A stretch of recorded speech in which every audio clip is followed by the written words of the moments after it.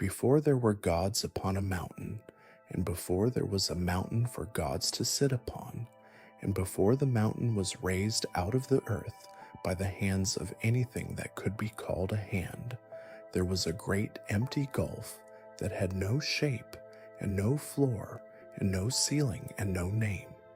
It was called chaos in the tongue of those who came long after, but in its own quiet time it was called nothing at all, for there was no mouth in it to name it, and no ear in it to hear the naming. Nothing moved within the gulf.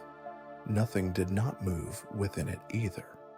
There was only the vast, unbroken emptiness of a cosmos that had not yet begun. And into that emptiness, without warning and without cause that the later stories could ever quite explain, something began to stir. Something began to take a shape, and what took shape was a darkness, which is a strange thing to say, because until that moment, there had been no light against which any darkness might be measured. But there she was, coming into her own being, the first true form the cosmos had ever known. Her name was Nyx, and she was the night. She stepped into the newly forming world, and the world knew her before it knew anything else. She was tall and calm and terribly still, her long dark hair flowing weightlessly around her as if the emptiness itself were her breath, her robes woven of something no mortal hand would ever be able to name, in which small distant lights hung and turned as if she carried the beginnings of the stars within her own clothing. Her skin was the warm olive of a Mediterranean evening.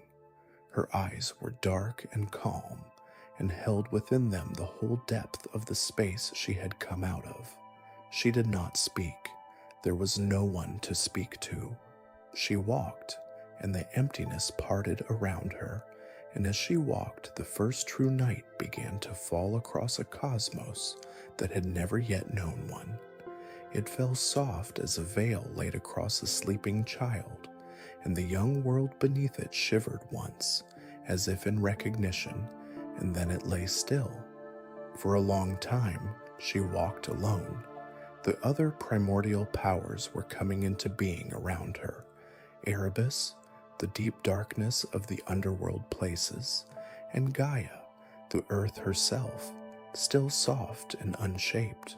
But they were young and shy in their new being, and Nyx was older than any of them, older even than the moment before, and she walked ahead of them all through the newly forming cosmos, laying down the shape of what night was to be.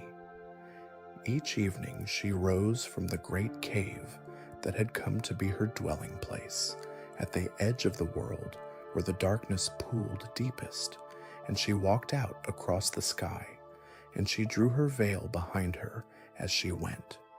It was not effort for her, it was simply what she was. She was the night was her. And where she passed, the young world knew rest for the first time, and knew mystery for the first time, and knew the particular quality of stillness that only comes when the sun has gone and something older has taken its place. But she was lonely. She had been the first true form the cosmos had known, and there was no one in all the vast growing world who was quite like her. No one who could sit beside her in her cave and speak in the tongue she spoke. No one who understood the particular weight of being the eldest of things. And so, in the way of the primordial powers, who did not need any partner to bring forth their children, she began to bring her own children into being. She brought them forth from herself, one by one, over the long ages of the young cosmos, and each one she made was a piece of what the world would come to need. She made them alone in her cave, and she named them as they came, and she watched them go out into the world she had helped to shape, and she loved them with the strange, quiet love of a mother who had been alone before there was any word for alone. First she brought forth Hypnos, the god of sleep, who came into being gentle and calm, with his mother's stillness in him, and who would go out into the world of mortals and gods alike, and lay his soft hand upon their eyes, and give them the mercy of rest. And beside him, born as his twin, she brought forth Thanatos, the god of death, who was not cruel and not eager, only quiet, only patient, only the one who would come at the end of every mortal life, to carry each soul gently across into whatever waited beyond. She held them both in her cave for a long while before she let them go, her two sons of ending, her two brothers of quiet, and when at last she released them into the cosmos, the world learned what it was to sleep and what it was to die on the same day. Then she brought forth the three Moirai, the Fates, who came into being together, three sisters of ancient quiet intent. Clotho, who would spin the thread of every mortal life. Lachesis, who would measure that thread. Atropos, who would at the appointed moment cut it.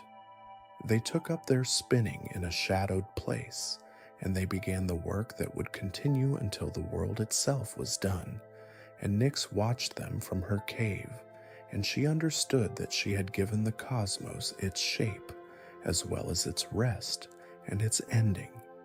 And still she was not finished bringing forth what the world would need.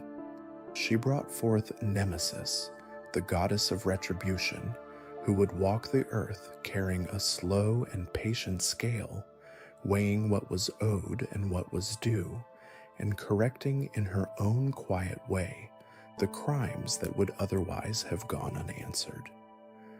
She brought forth Eris, the goddess of strife, who was not evil, though she would be blamed for many terrible things, but was only the necessary tension that keeps a world from settling into stillness before its time.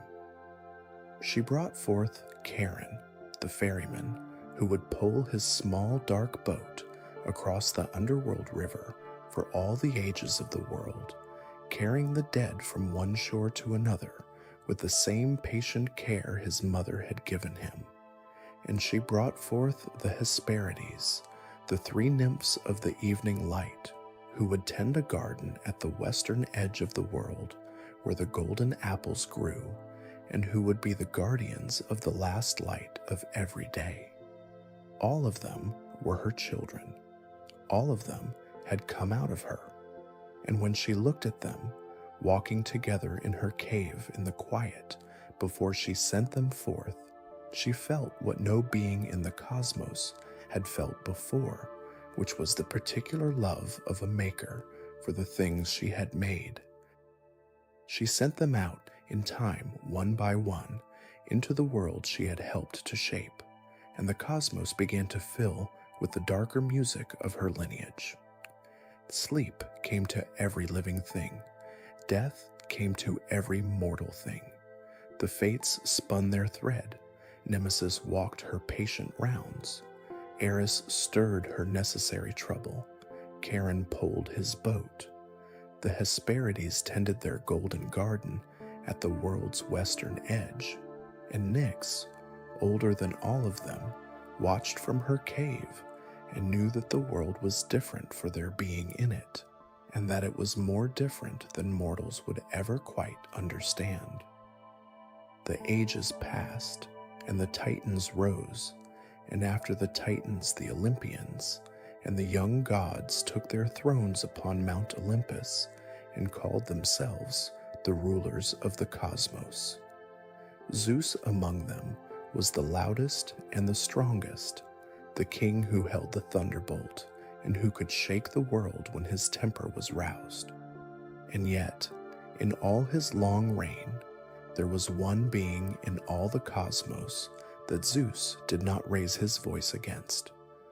There was one being he would not cross even when he was angry, one being whose door he would not knock upon even when he had cause, and that being was Nyx.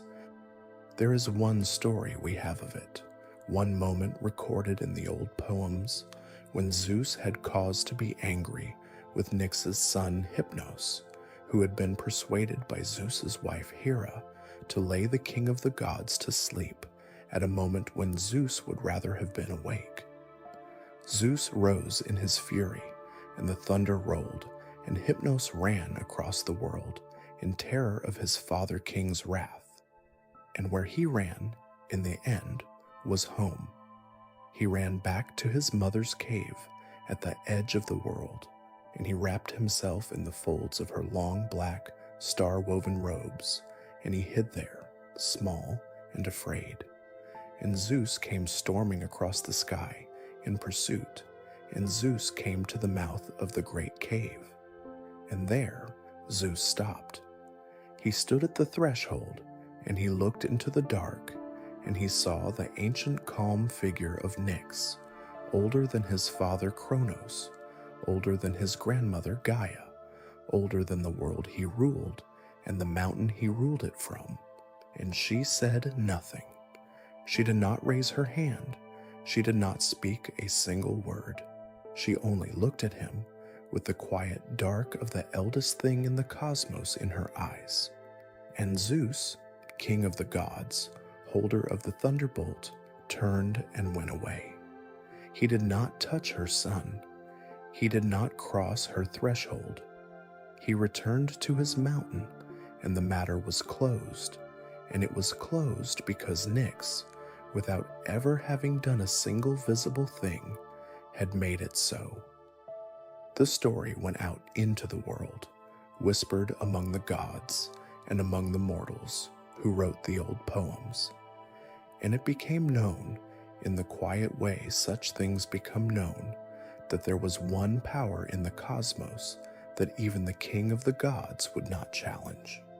And Nyx, in her cave, went on with her long, slow work, laying the veil each evening across a world that had grown and grown and grown, and now held cities and empires and songs and quarrels and love and grief and the long turning of the seasons.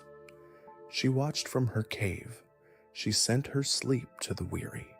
She sent her death to the finished. Her fates spun on. Her ferryman pulled his boat. And she did not weep for what she had made, and she did not boast of it either. She only walked each evening across the darkening sky and laid down the veil and let the world rest. And that is who Nyx was and is and will always be. She was the first form the cosmos ever knew, and she was the mother of the darker forces that shape every life, and she was the one being older than the world's own memory. Every night that has ever fallen across the earth has been her walking. Every sleep that has ever eased a mortal into rest has been her son's soft hand. Every death that has ever come at the end of a long life has been her other son's patient step. Every fate that has ever been spun has come from her daughter's distant hands. And every evening, when the light goes soft and the shadows grow long across the world, and the first stars appear above the horizon in the darkening blue, the ancient goddess is beginning her long, slow walk across the sky again, laying her veil across a world that has known her for as long as it has known itself. She is not loud. She is not feared, though perhaps she should be. She is not loved, though perhaps she should be. She is simply the night. She has always been the night. She will always be the night. And the world she made, without ever quite knowing she made it, is still the world we live in. So if you have ever stood outside at the deep hour when the sky has gone black and the stars have come out in their ancient patient patterns, and you have looked up and felt something old and quiet and beautiful settle across your shoulders, then you have met her. You have known Nyx, perhaps without knowing her name, in the only way any mortal ever really can.